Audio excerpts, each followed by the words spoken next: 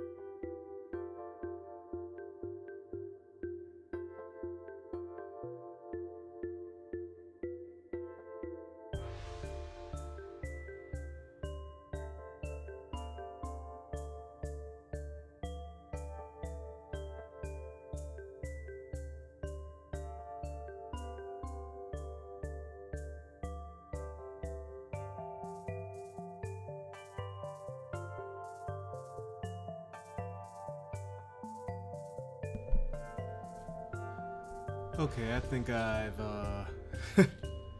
believe I've talked to everybody I'm going to talk to and hit all my social media channels. What's up, everybody? Good Lord.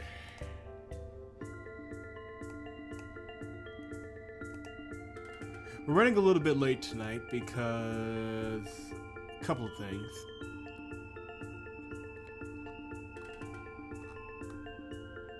For one, I was watching another stream, another first-time streamer quite like myself, and enjoying that because it was San Andreas. Secondly, I was testing Twitch because at some point I want to try out the Twitch platform as well,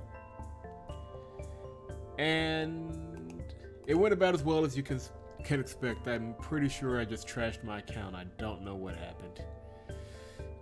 Anyway, we got a lot to do. I've actually been playing just a little bit ahead, and I'm still really enjoying this game. So we are going to I'll spam a little more.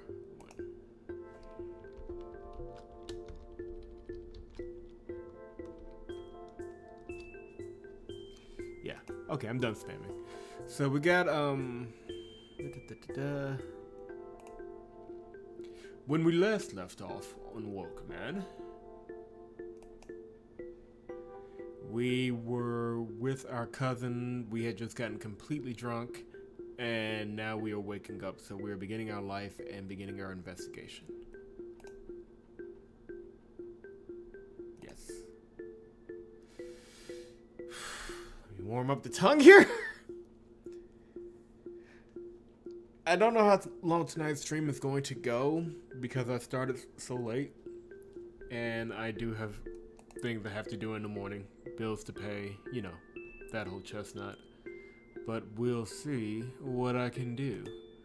Anyway, the door to Gregor's bedroom. Oh wait, crap. And already, this is how we start. Yeah, the door to Gregor's bedroom opens with a slam. Get up! You gotta get up quickly or it'll last all day. I snap upright, nearly falling off the bench. The faster you start doing things in the morning, the faster your hangover will go away. If you try and sleep it off, you're just gonna feel sick all day. Trust me. I manage to get on my feet and immediately grip at my stomach. The drink still sloshes around in there as if preparing an escape gambit. Don't throw up in my house, Gregor warns. I ain't gonna throw up. You look like you're gonna throw up. I ain't. Head outside anyway. Sea air is good for the digestion. I let out a belch, easing the pressure on my gut substantially. Well, hey, Gregor applauds. Thank you, Gregor. I got stuff to do for the boys, by the way. I ain't gonna be around I ain't gonna be around the house much today. You ain't eating breakfast? I usually eat with the boys. Despite Luxie's friendly manners, I'm assume I'm not invited. I feel like eating out too, come to think of it. Does the White Whale do breakfast? They do, but you ain't gonna like it. Go to the inner city for that. You alright for coin? Get an advance on that job? I'll be fine, but no, we ain't talked price yet. Gregor shoots me a condescending look. Don't you dare judge me. Jorgen, if you're gonna be a freeman, you need to get a better sense of how to handle coin. I'm gonna see Luxie today. I'll talk to him about it. You'll get the same deal the pair get. Thanks. Don't mention it, but from now on, remember to get the price before you agree to a job, okay? So the boys don't start unloading the ship until the captain agrees to a price. I gotta go, Gregor announces. I fish the last good shirt out of my ruck and toss it on. And briefly, I consider unpacking the rest of my gear, but that can wait. My head hurts too much to organize anything right now. The first thing we're going to need is breakfast, then I'll work out how I'm going to handle this fox problem.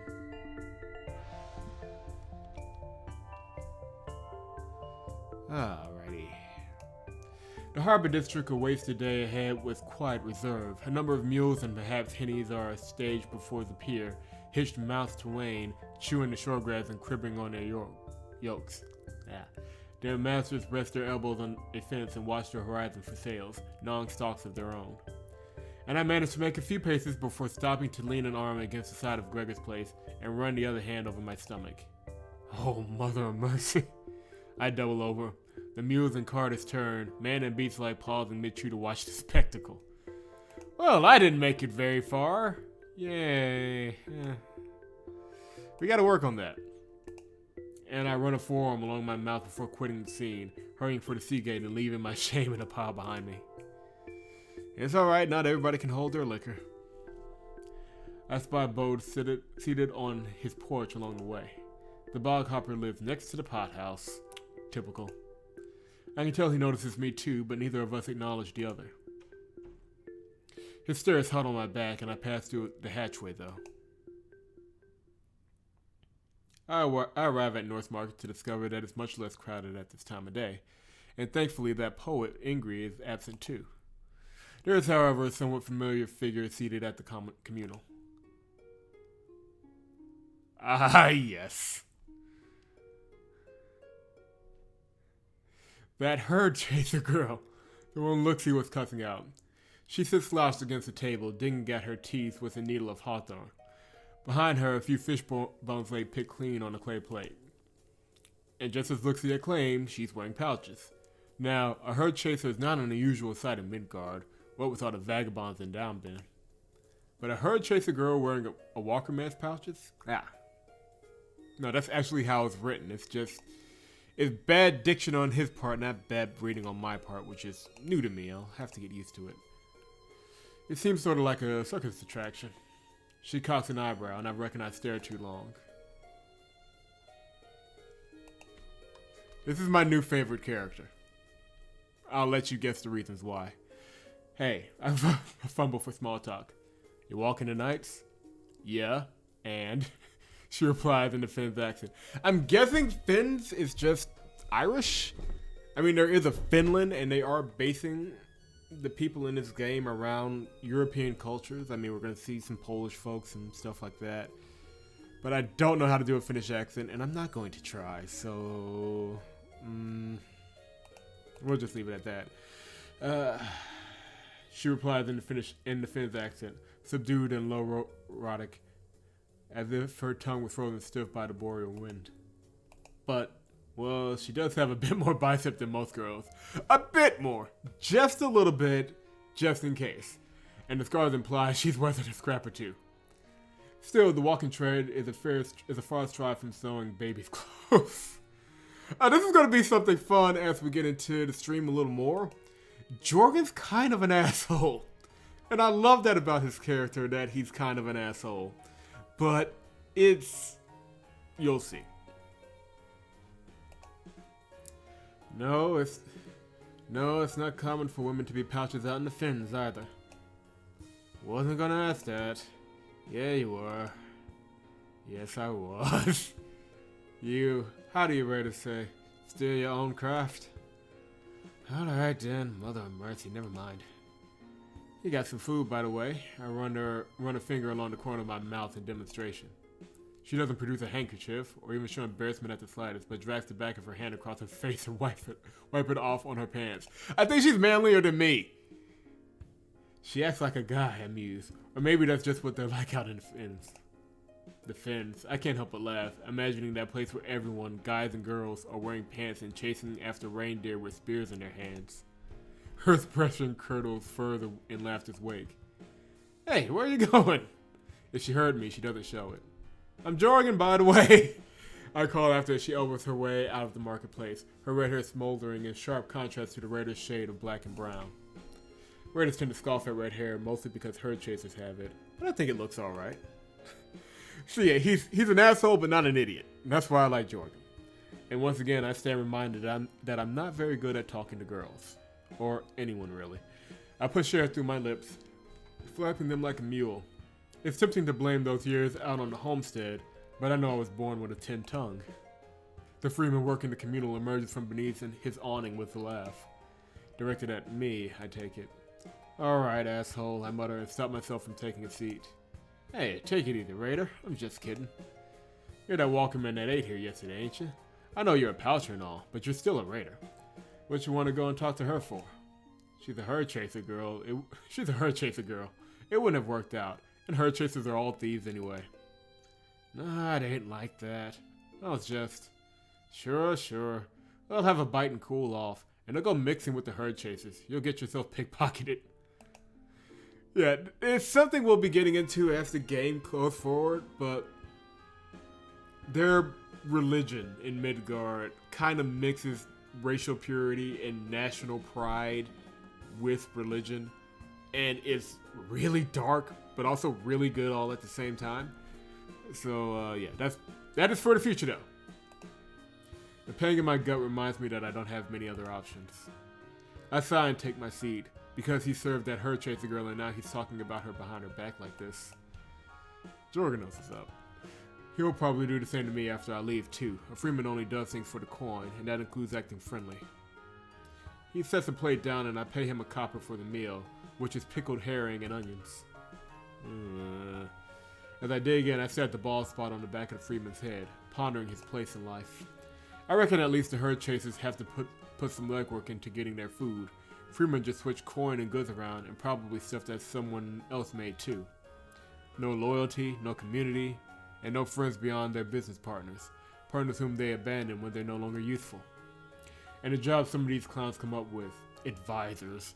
For Maida's sake, what kind of raider would charge for advice? You'd be surprised, young man. But now I remember that I'm basically a freeman too. And I sigh, hoping that I don't end up like this balding coinmonger. I meander back towards C Street after the meal, shoving my hands into my pockets and mulling over that thing in the harbor alleyway. I reckon the first thing I should do is try to get my hands on a bucket of paint. That would at least allow me to see it. But how would I even hit the thing with it? Set it up on a doorway like one of Gregor's childhood pranks? I come out onto C Street by the Grand Temple. Hints of the mood are visible over its shattered wall. And I'm reminded that I still need to pay the cult a visit, which provides a convenient excuse for further procrastination. Along the way, a familiar sight stops me in my tracks. Mother of mercy, it's been a while since I last stood here. This is where they pillory the degenerates. The cages are empty today, left loitering on the scaffold like eagle wallflowers, and garrotes are usually fed through those little slits in the temple walls, but they must have been taken down so that they don't rot in the rain. I see they've rebuilt the deck too. It's clean and well sanded, unlike the old one, which was incarnadined,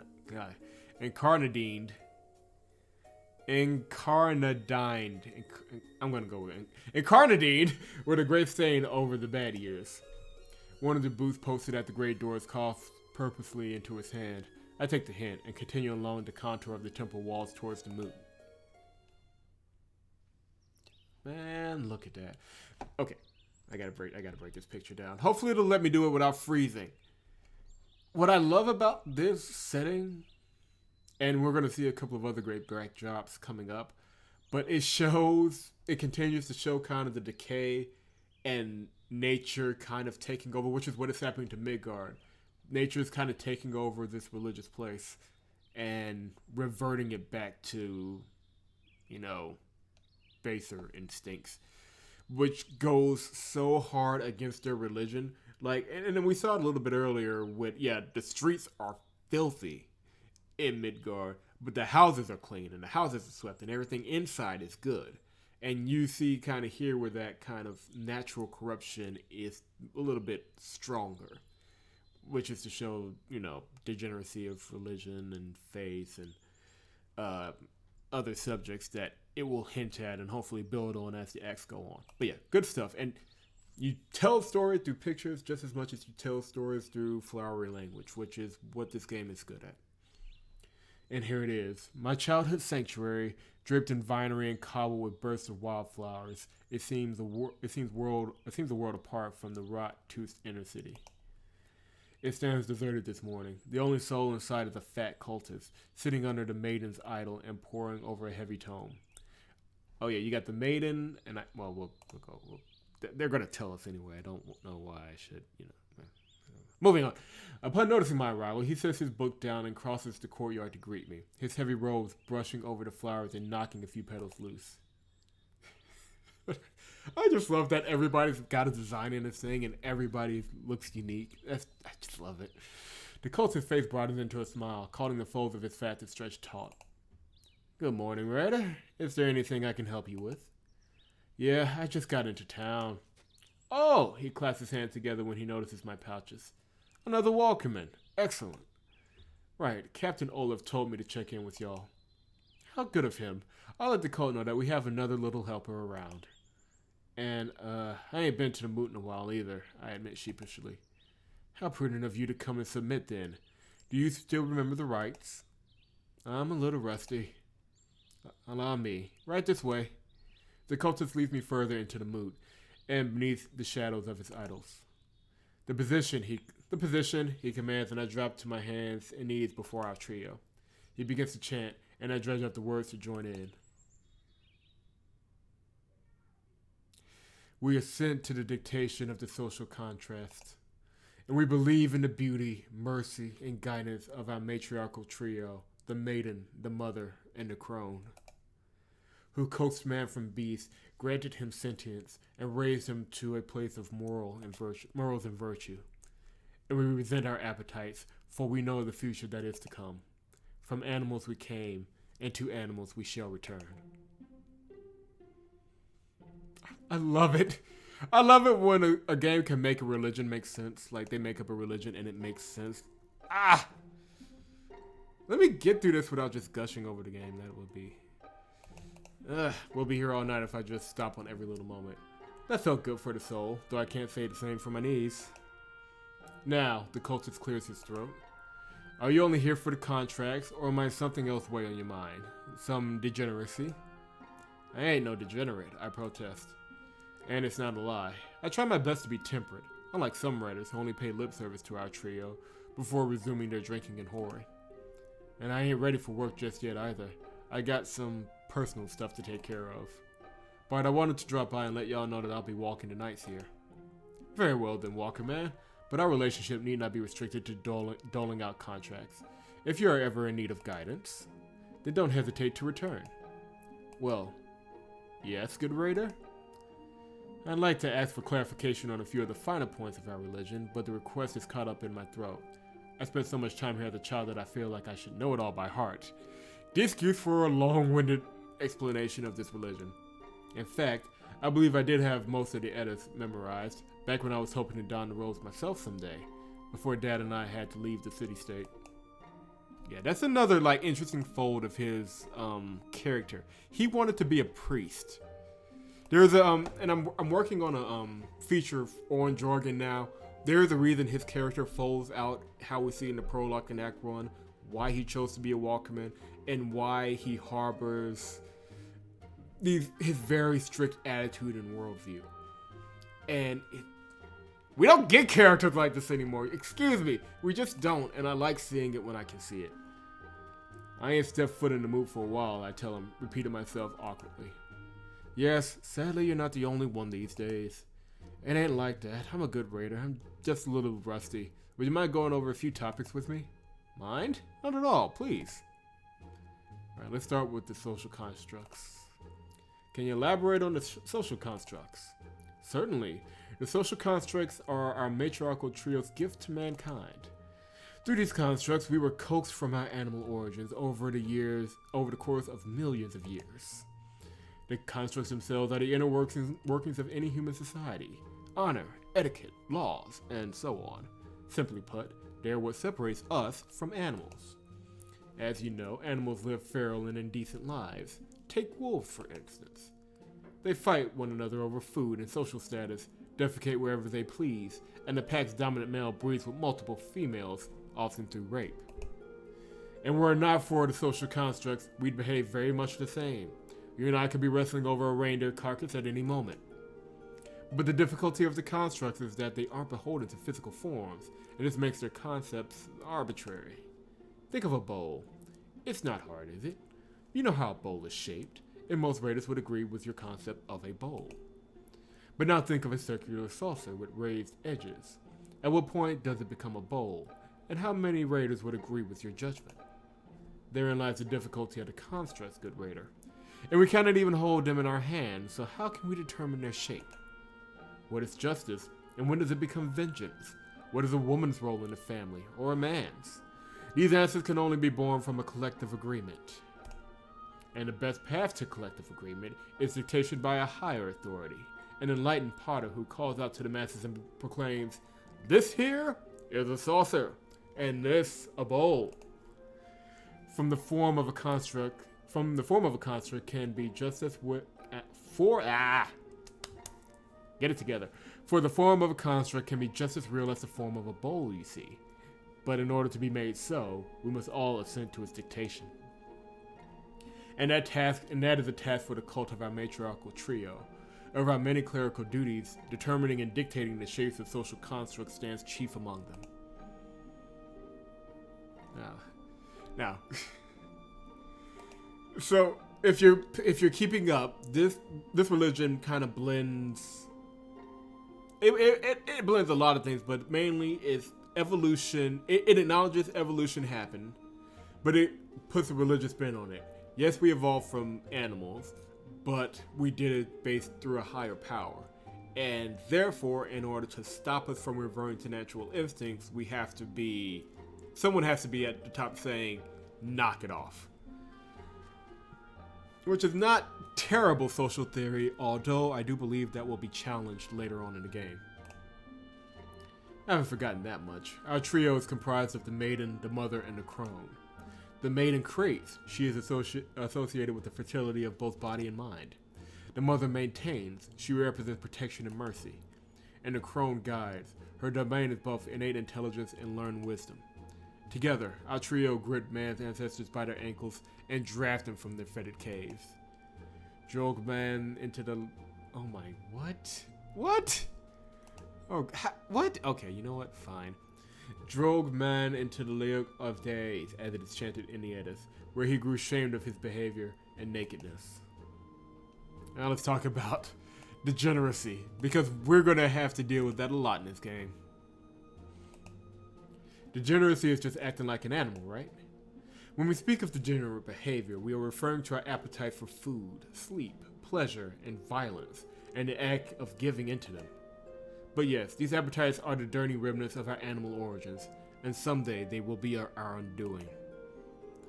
While we are ever grateful to our trio for granting us sentience, the vessels we inherited are far from perfect, and we must be careful to ensure that their appetites don't overwhelm us. Our greatest tools in this pursuit are the social constructs. By obeying the rule of law, marriage, hospitality, and so on, we can tame our bodies like faithful hounds. But when the day comes that we fail to retain mastery over our appetites, well, the consequences are dire.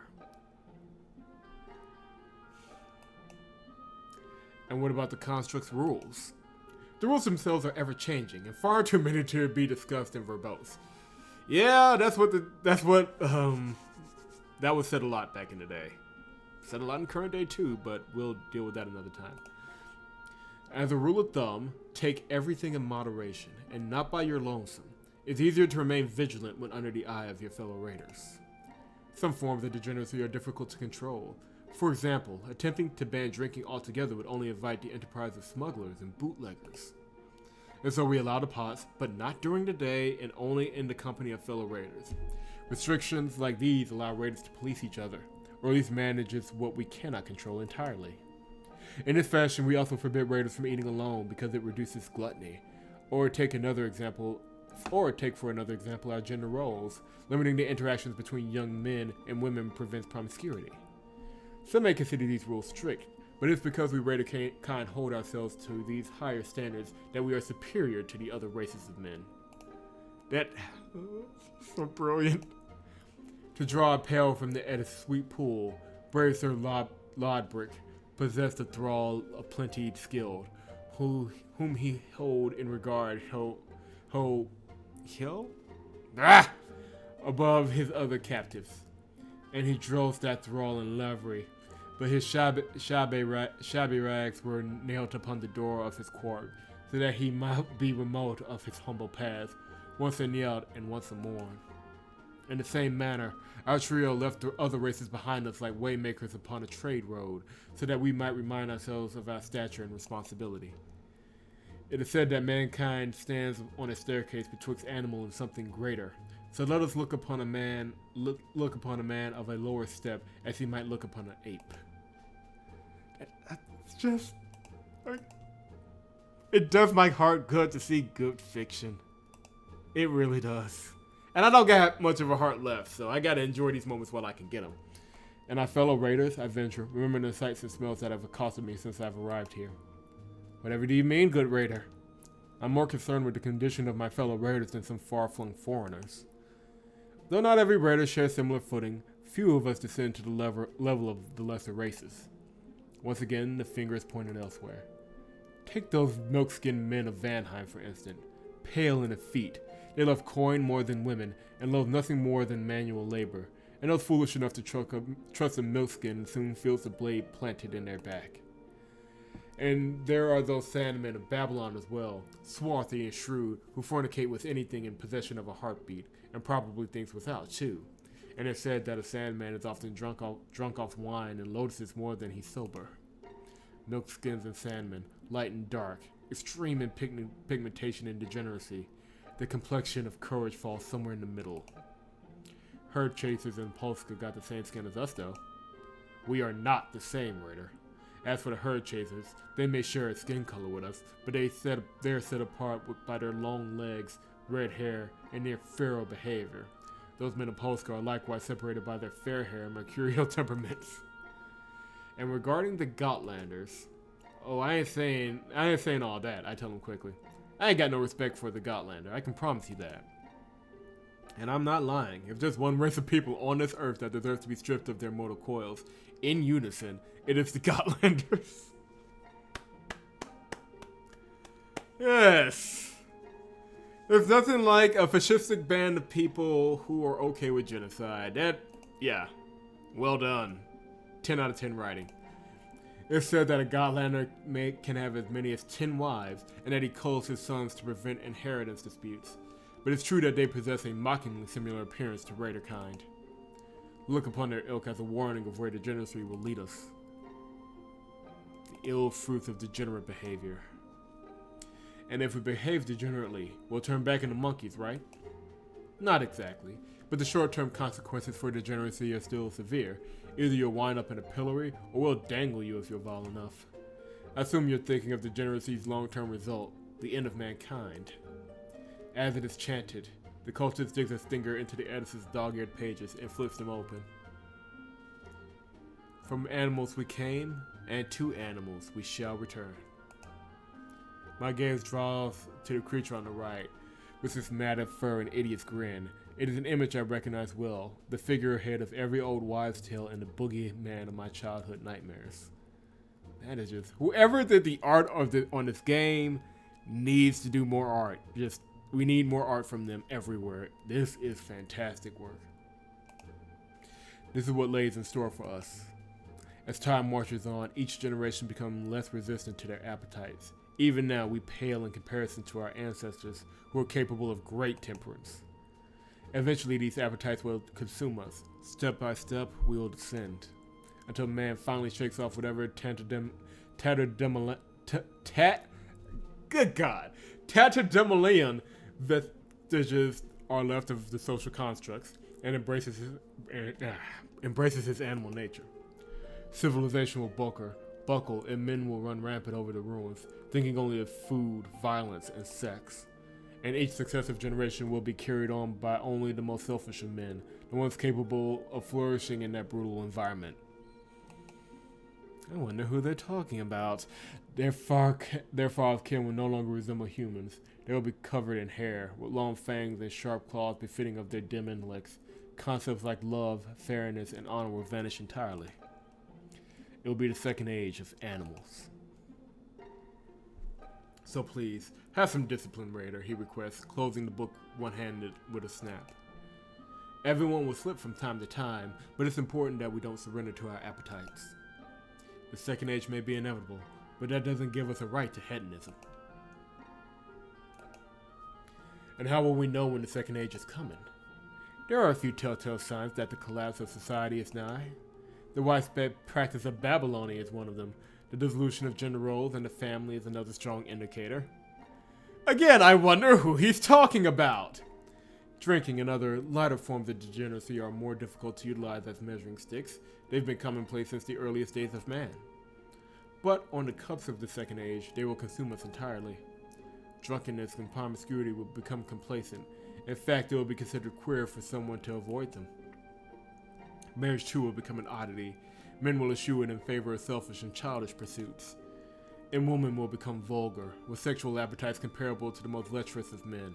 They will consider children a risk and a burden, an obstacle to their lubricious. I want to say lubricious, but I'm pretty sure that's wrong. Lubricious, we'll go with that. Lubricious lifestyles. The concept of romance and courtship will be abandoned in favor of sporadic sexual encounters. Greed will become a virtue. Irony will replace sincerity. Man's wandering curiosity at the world around him will fade to a jaded sneer. The collapse will occur then. When civilization becomes free of civility, when individualism triumphs over us all, it's then that mankind will abandon law, the last remaining social construct, as he will perceive it as the final barrier between him and his appetites. The cultist sighs and bows his head. He said something about Babylonia earlier too. Yes, those kind of characters. Raiders incapable of obtaining wives, and so they turn to each other for their gratification.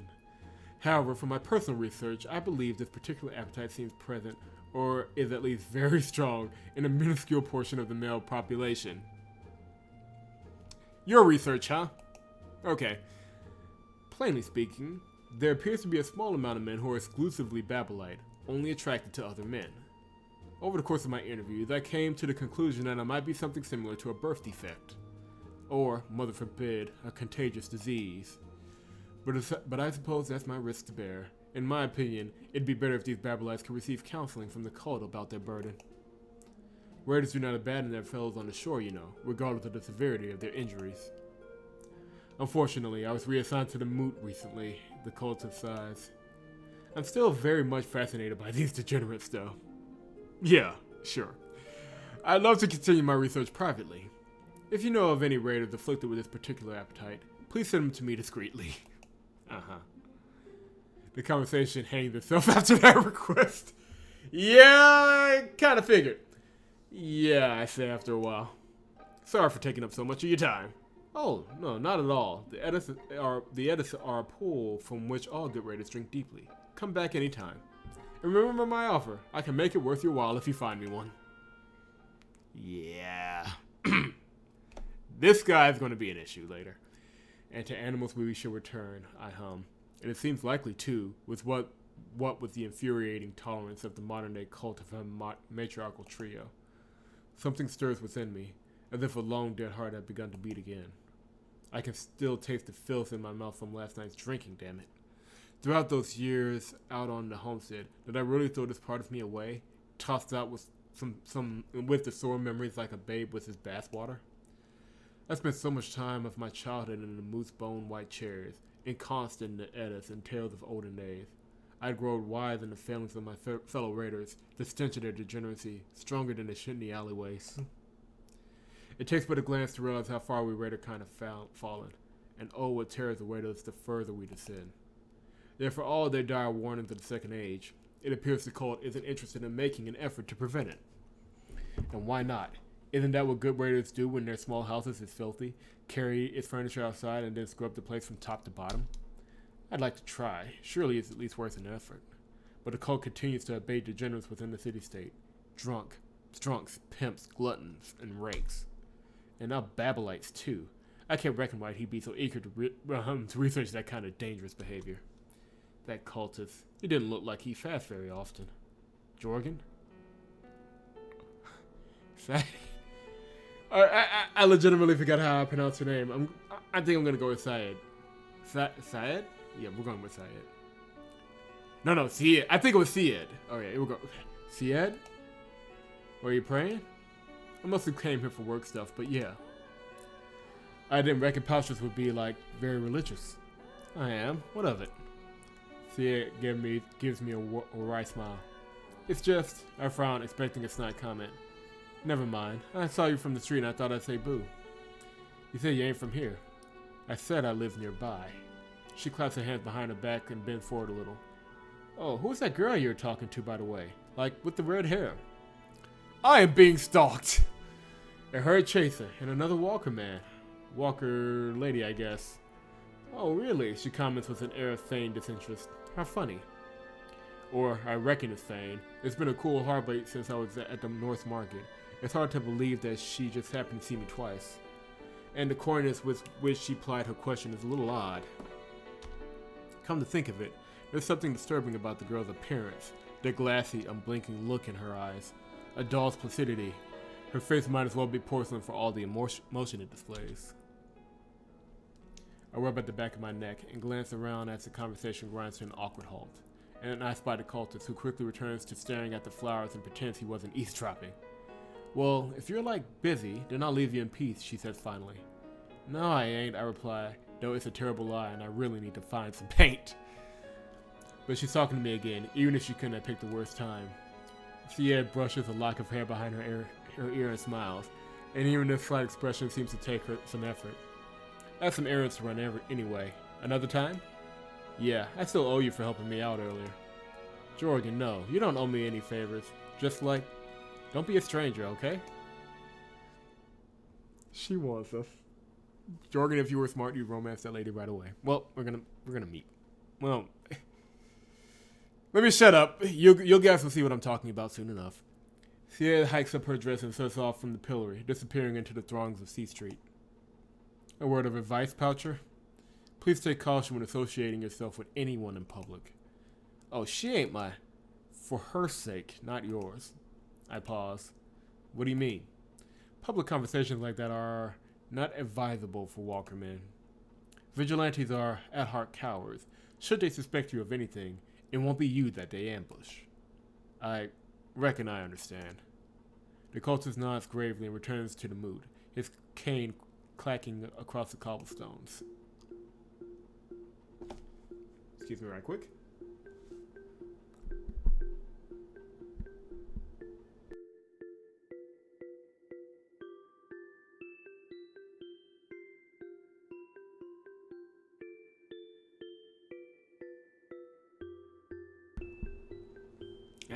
Just needed a quick thing of water there. Alright. As I wander down the boulevard, I find that I'm suddenly aware of the looks my pouches are getting me. A second glance here and there. Others stare elsewhere so purposefully that it becomes ironic. Even the freeman begging on the corner seems hesitant to ask for alms. He gawks at me, and I stare him down, don't even blink until he turns and takes off down an alleyway. And for what, I wonder, watching him go? What right do they have, the degenerates, to treat me like this? I try to put it out of my mind and focus on the task at hand, fighting some paint. But the wood burnings on the Freeman signs are often cryptic, and so I need to peer through the windows to guess at each store's purpose. This one looks like a tailor. Would a tailor carry paint? I wonder and hesitate at the door. Bro! You didn't hear me calling you? Oh, morning, bro. Plan on getting some new slacks? My gaze falls to my pants, which are still covered in grime and ripe from my journey through the weld. Well, these could probably do with a good wash. I was fixing to find some paint, though. You know of any artists around here? Artist? In Midgard? Bro gives me a sly smile. Good luck with that. What do you need paint for? You know. Oh, I gotcha. Listen, you're probably not gonna find one around here. But if you need something a little special, try asking at the college tower. I'm sure they could come up with something. A couple turn their heads as they pass us and quickly look away. I assume they're staring at either Bora's legs or my pouches, and it's annoying. Don't let me tell you how to do your job or nothing. Nah, I reckon I could pay him a visit. Aces, I promise you won't be disappointed. You ain't getting paid to bring people to the college tower, are you? Come on. Bora is awesome, both now and forever. Once we find a place, Bora ushers me inside without a second thought. Sure we can just stroll in here like this? The lobby is open to the public. I come in here all the time. A glance about reveals the worn yet somewhat sterile atmosphere of academy. Sofas with cracked cushions, gold lettering obscured by bent spines, and the dried leaves scattered at the base of their potted plants. The floor looks polished too. I tap the heel of my boot on the bare section, producing a sharp series of taps. Marble? I assure you, it's quite sturdy. It's an unfamiliar, dusty accent that lisps at the end of every word. I look up to find an elderly man with an incredibly deep complexion, dressed in the traditional attire of the alchemist.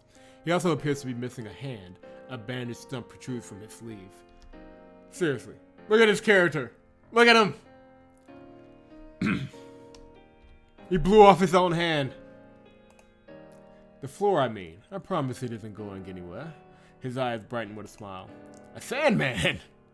The old man's smile deteriorates as he raises his missing hand, presumably a palm outward in a universal sign for hush. Please keep your voices down, young man. This is a place of learning. Yes, I am from Babylon. Please do not call me a Sandman. My name is Master Farachi. You an envoy or something? No, I am here to assist with the college.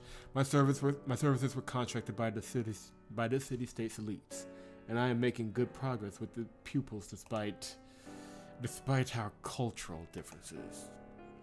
Although I do enjoy the ferocity of some of the pupils, I'm not used to being argued with during my lectures, let alone shouted at. It certainly makes things a bit livelier. But for learning to take place, well, we must often close our mouths and open our ears. He smiled, seemingly satisfied with his diplomatic wiles. I understand your surprise. I'm quite used to this kind of reception. In fact, compared to most raiders, you're quite tactful. Bro's amazement still hasn't subsided. I reckon if he really came here that often, the two would have run into each other by now. But why would anyone... Brr! Tact! Please, I'm begging you for my sake. But why would anybody even let you in here? As I said before, I am a master in my homeland. The resistance to me teaching here was quite fierce at first, but I have more than proven myself. Many fledglings have studied under my tutelage, and with every new graduate I prove the effectiveness of my Babylite ways. Bro and I snicker. That word, don't mean what you think it means. The creak of hinges draw my attention away from the old Sandman. New entrants have arrived in the tower lobby. Why is everybody in this game so unreasonably attractive? Why? Ugh. Noble kind, obviously. The woman at the fore is from Vanheim, or so awakened by her milky white skin.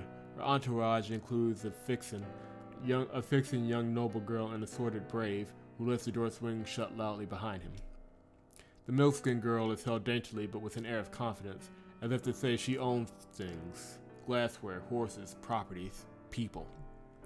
We make eye contact, but only for a heartbeat before I lower my gaze to the working calluses on my palms. And I certainly do not wish to meddle with your unique culture, Faraji finishes, noticing the party that joined us.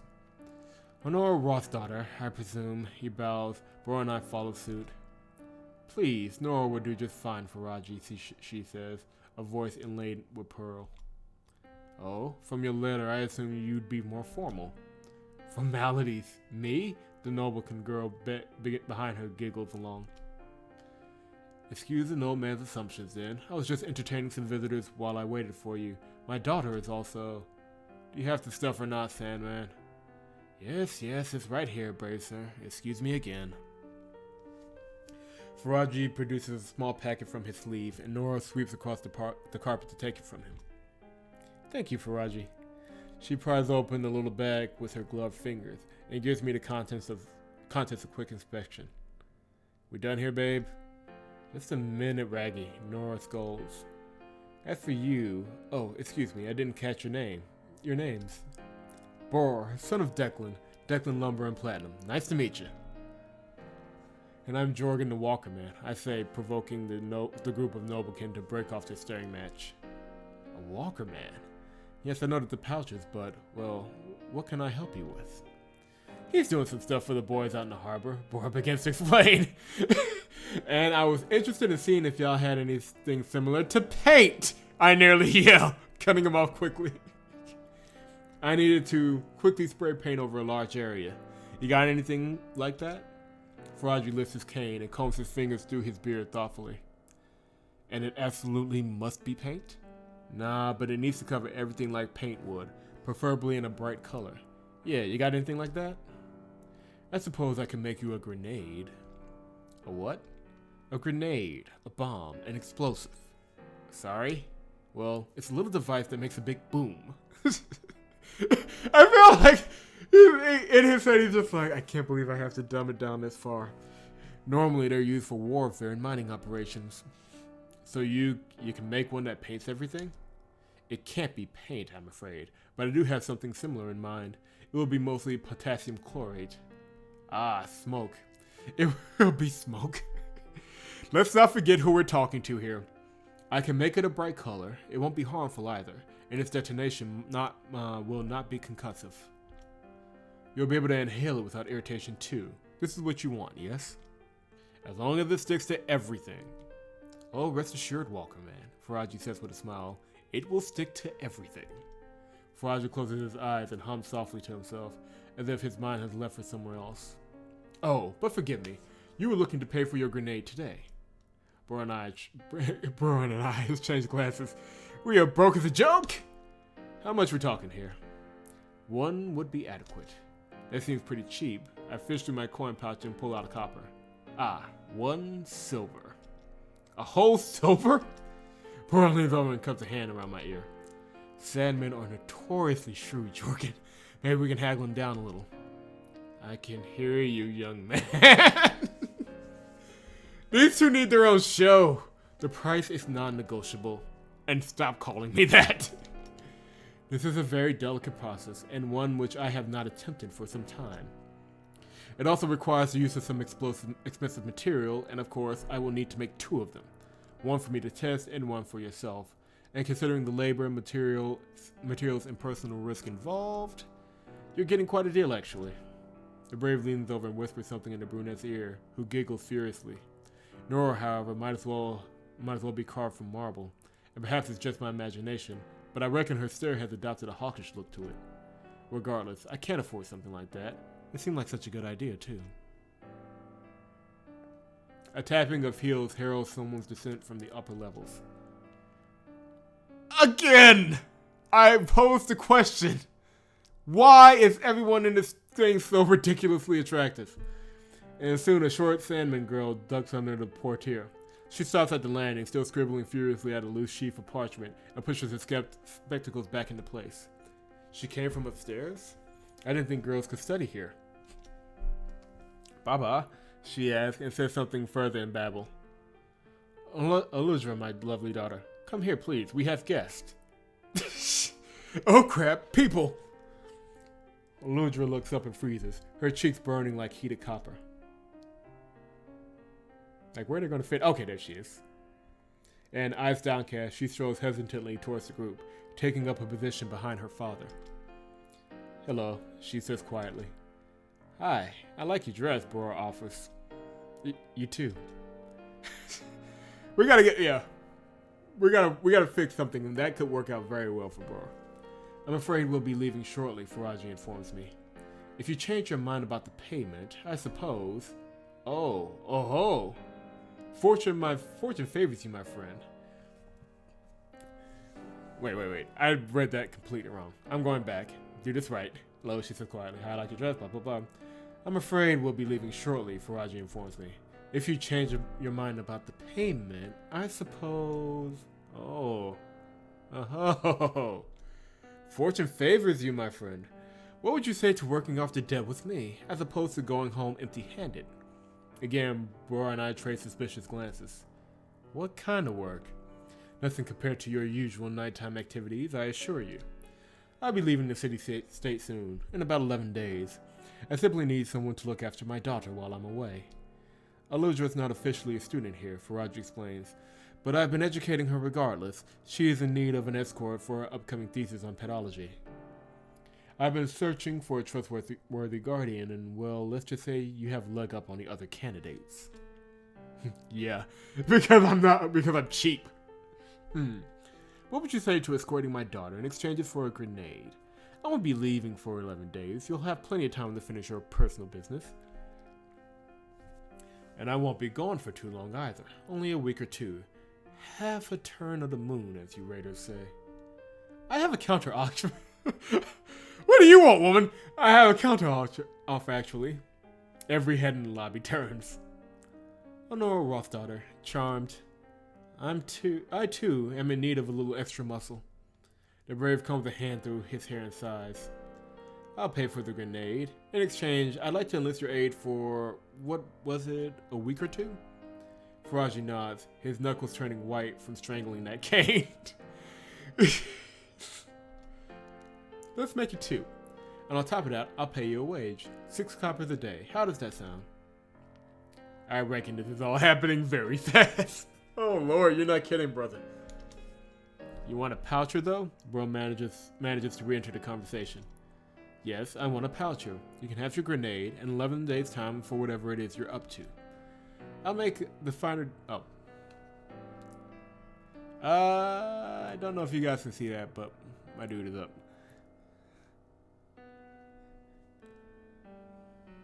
I gotta talk to my editor later. Oh well. I'll make a finer after you agree. You won't stumble across many others like this in Midgard, she concludes. I assure you. Oh, here we go again.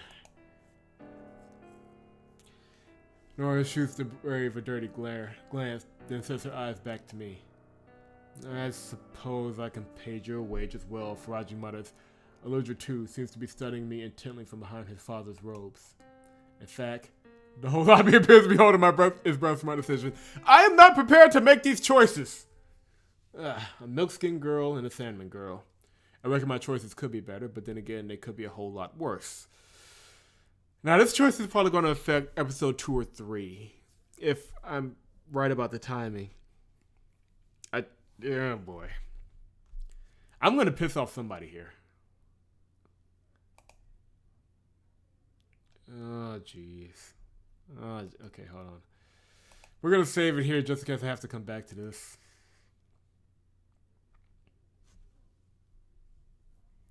I'm trying to think who I can...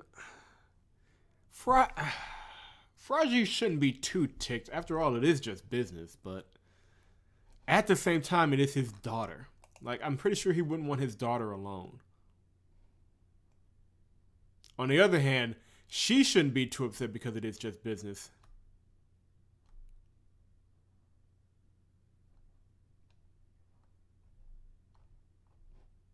I don't know. This choice should not be this hard.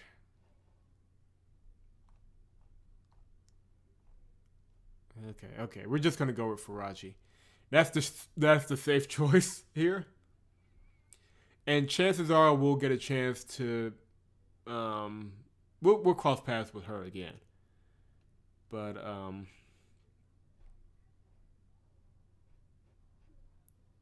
this choice shouldn't be this hard. Okay, yeah, we're gonna go with Faraji. I'll be taking Master Faraji up on his offer. Yeah, she's not gonna be happy with us if we do meet up with her down the road. The brave stifles a chuckle. Nice try, Nora. Not a problem at all, Walkerman. She doesn't seem to hear him. Excuse us, good waiters. She is not the type that likes to lose. Nora turns and swiftly exits the lobby, her entourage in tow. I hope she isn't too offended for your sake. She seems very aggressive for such a cultured young woman. Faraji sighs and steps to his right, casting the Sandman girl from her hiding place. As I said before, my daughter Aludra. Aludra manages to look up from her shoes, whispering hello again. I'm Jorgen, and this is Bror. Bror, son of Declan. Declan Lumber and Platinum. Nice to meet you. 2 weeks. There should be plenty of time to gather the necessary data for your thesis, right? Aludra responds with a curt nod. Even if it isn't, I'll be home by then. Faraji turns to me again. In return, I shall give you the grenade in 11 days' time to finish up your personal business. Faraji tucks his cane under his other arm, then reaches for my hand. Deal? Deal. We shake on it. Excellent. It'll take me some time to prepare the device. Why don't you come back in about 2 days? I hope you're not in urgent need of it. Nah, that'll give me some time to prepare, actually. I still have some work to do. Sometimes the pieces all fall into place, don't they? Well, I must be off. I'm not a man with copious amounts of free time. I like to spend it with my daughter when I can. I don't feel like I'll need to send anyone to fetch you. Just show up when it's time, will you? Yeah, I'll see you then. Goodbye. Faraji and Aludra exit the tower, leaving Bro and I alone in the lobby. Working 2 jobs, eh? Now you're really living like a free man. I guess so. How are you gonna walk the nights if you're babysitting some Sandman's daughter during the day? I won't be getting much sleep, that's for sure. And you're the one that was talking up networking, bro.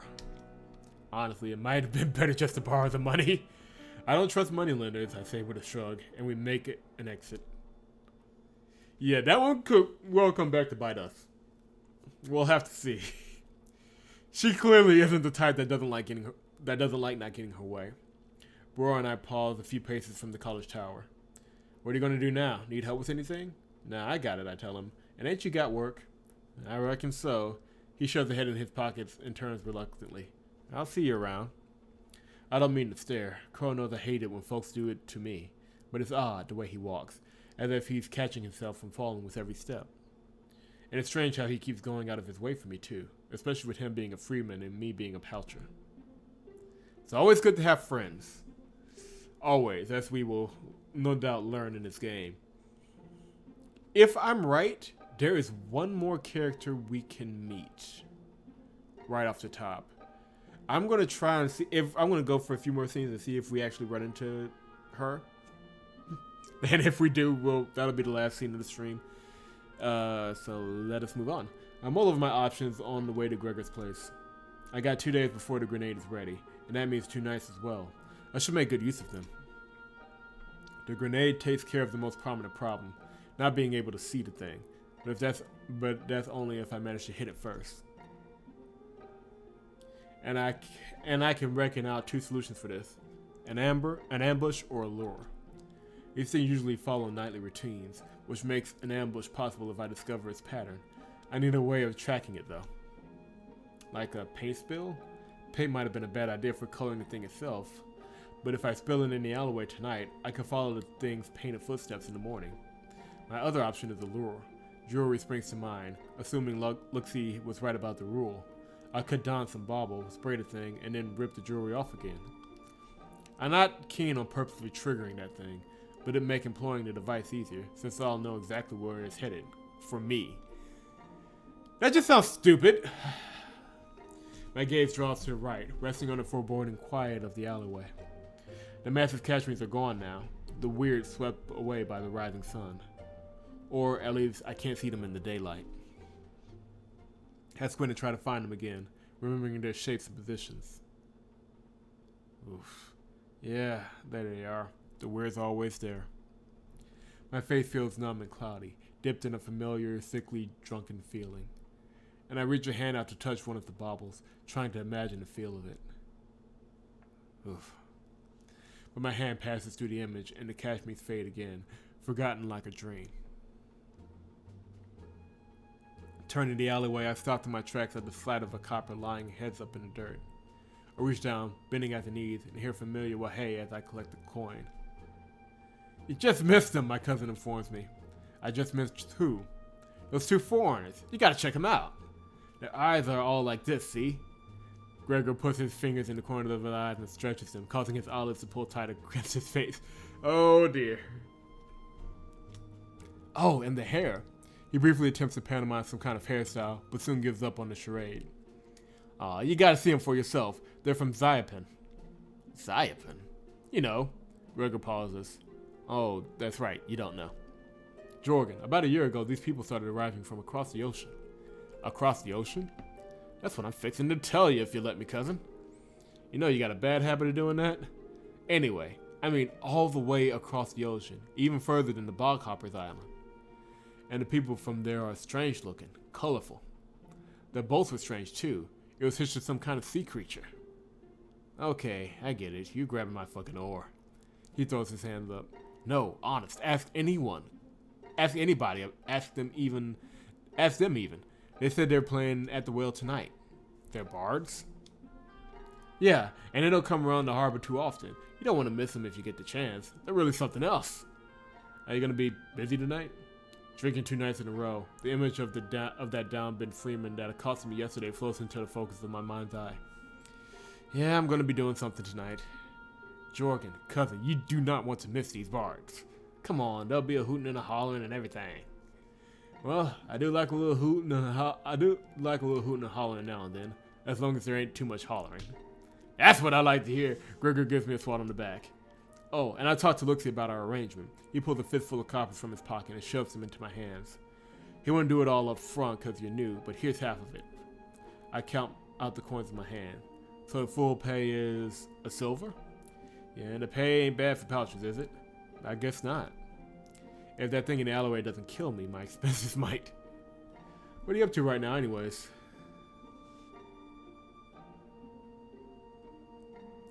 How do I answer this question without him making fun of me? I don't think there is an answer, or right answer. And I think we solved the paint issue, so I need some jewelry. You know where I can get my hands on some? Jewelry, he grins. Got a girl already. Nah, I need it for work.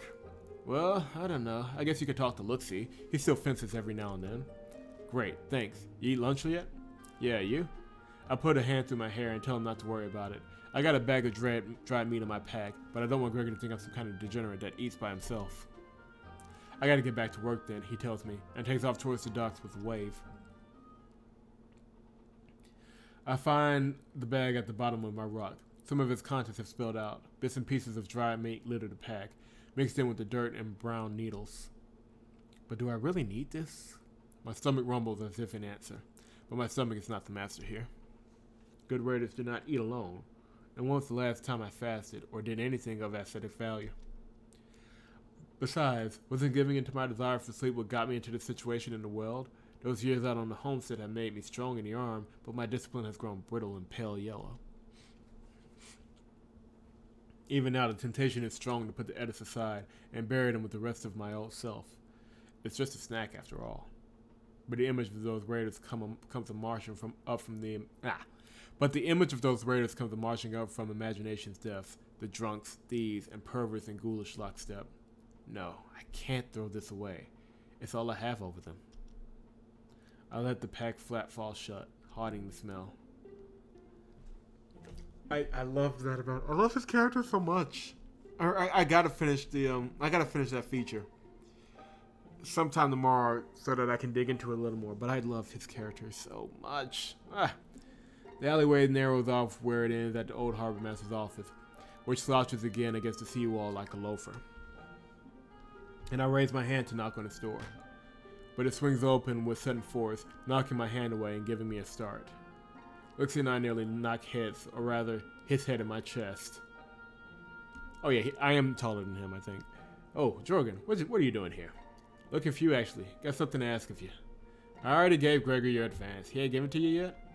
Nah, not that. Remember how we was talking about the jewelry yesterday? Yeah, what about it? I want to borrow some. Looksy scratches his head through his bandana. Fred already fenced off all our baubles. Well, besides the necklace, I ain't got use for it no more. How long you gonna need it for? Just a few days. I reckon that ain't too much to ask, Looksy sighs. Me and my girl ain't getting back together anytime soon. The necklace was for a girl? Yeah, but I ain't gonna tell you a sob story. Things just didn't work out between us. Can I see it? Hang on, Looksy replies, and disappears inside his office. Here you go, he announces upon his return, handing me a silver necklace adorned with a sapphire. Real silver. I cradled the bauble like a handful of water, as if it might slip through my fingers and be gone. But Looksy is already making excuses for the treasure. I got a silver instead of gold because that's her favorite, he explains. Not because I'm cheap or nothing. Oh, and that sapphire is a cabochon. Cabochon cause it's supposed to be like, her eyes are the sapphire. Or something. Yeah, Looksy, you are clearly more romantic than you're letting on, my friend. I took the chain of the necklace to my hands, admiring the craftsmanship. Thought you didn't like jewelry. I don't. I only know what a cabochon is because the freeman wouldn't shut up about it. Looksy runs a thumb along the contour of his jaw. I'm planning on hawking it, Dora. You gonna need it for long? Only for a few days. And you mind telling me that sob story? I asked, remembering my dad's advice about rules and how they can revolve around more than just physical properties. And why would I do that? It's for work stuff. He doesn't seem much less skeptical, but obliges me anyway. Okay, here we go. Me and my girl Dagna were really starting to hit it off not too long ago. So I thought, it might be time to start courting her all proper like. I know I'm no dashing brave, and Crow knows I barely get most girls to give me a second look these days. Dagna, though, she was always sweet to me. But her father was fixing to leave the city-state, because things ain't so good around here. So I wanted to ask him for her hand, before he left with her for good. Looksy turns his head and spits. Old fart never gave me the chance. One little flesh wound and folks treat you like a leper in this city. So I got the bright idea to go and do what I've done. I've been stealing all my life, and stealing things I don't care about more and how much I can fence. And stealing things I don't care about more and how I can. I am butchering the sentence. Good, third time's a charm. I've been stealing all my life, and stealing things I don't care about much and how much I can fence for them. But I did care about Dagna. I cared about her more than anything. So I decided to steal her. Y'all eloped? Never got that far. I bought the necklace, and with my own coin, too. I thought it was perfect because it was silver and it got the sapphire in it. And then I went to her father's apartment one night. I didn't bring any of the boys with me neither, just crept up after dark. Which I reckon was a pretty brave thing to do, by the way, considering how the nights have gotten lately. When I knocked on her window, she weren't having none of it, told me to leave, didn't even want to see what I've gotten her. Veneer scowls. I love it. That's that little thing with his character. When Luxie gets a little bit more human and tells a little bit more of himself, they differentiate between the thug and the human by a name. And that's just nice to me. Should have known she turned yellow like that. Women are cowards, Jorgen. I try and console him. Don't give me that. It ain't none of your damn concern anyway.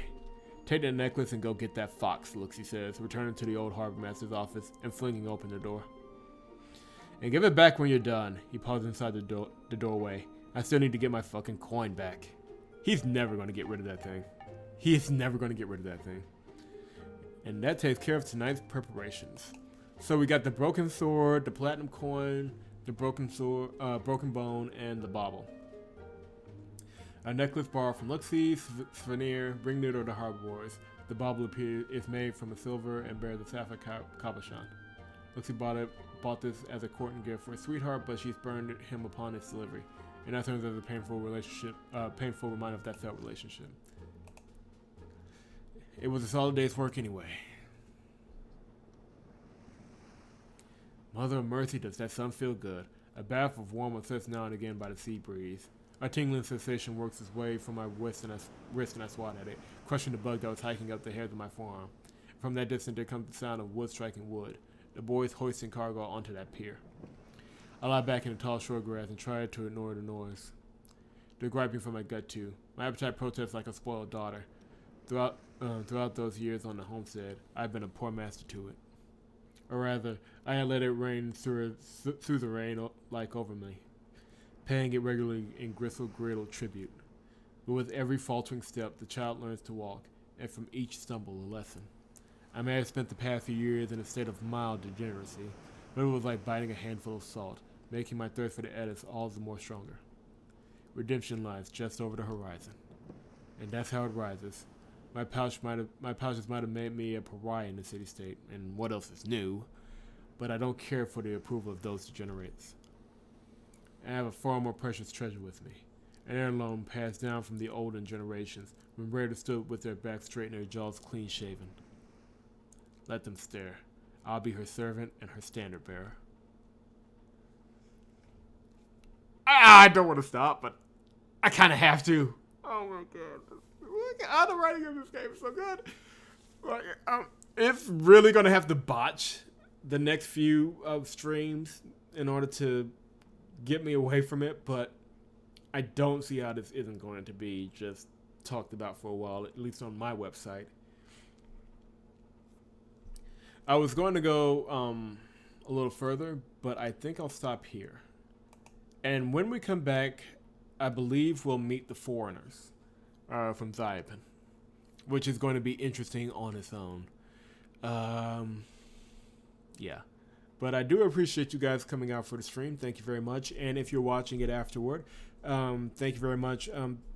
The tentative schedule for right now is Mondays, Wednesdays, and Saturdays. Saturday afternoons and Monday and Wednesday at night, somewhere around 9 and 10. That could change. Always keep your eyes on our Twitter page just in case it does. But for now, that's what I'm comfortable with. And if I need to, because I don't want to interfere with anybody, but I do want to kind of grow the audience, I may bump it up a few more hours if I may, just to see how it goes. But that will be a pass we cross for. Actually, yeah. Wednesday I may change the time, but Wednesday we'll be back. We'll meet the foreigners and we'll get a little bit deeper into Jorgen, his mindset, his pride, his religious fervency, and there's so much depth to this character. I love it so much. But like I said, thank you. Whenever you're watching this, whether you watch it through the stream or you're watching it later, I appreciate you very much. Visit the website, vnsnow.com. The link's in the description. Support our site any way you can. And we have some fun stuff coming up for you within the next few weeks and months. So keep it locked right here. I will see you. Oh, and like this, share it, subscribe it, all that fun stuff. And I will see you guys next time. Take care.